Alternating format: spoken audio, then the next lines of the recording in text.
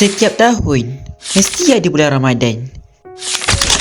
Tapi aku masih orang yang sama. Puasa tarawih sahur, puasa tarawih sahur, puasa tarawih sahur. Tapi hati aku tak ke mana. Aku doa nak berubah, tapi usaha separuh jalan. Aku kata nak jadi lebih baik, tapi bila penat, aku mengalah. Bukan tak ada suasana Ramadan, cuma aku yang ambil mudah. Sehinggalah satu malam, aku tanya diri sendiri, sampai bila aku nak tunggu jadi sempurna untuk berubah?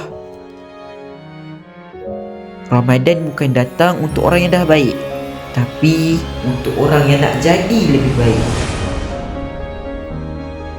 Aku mula sikit-sikit. Aku bangun walaupun aku penat, baca Al-Quran sikit-sikit, doa walau suara perlahan.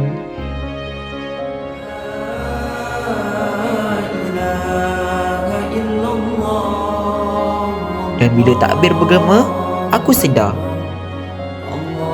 raya bukan tanda aku dah menang, tapi raya tanda aku dah bermula. Ramadan tahun ni bukan sekadar berlalu, ia mengubah diriku.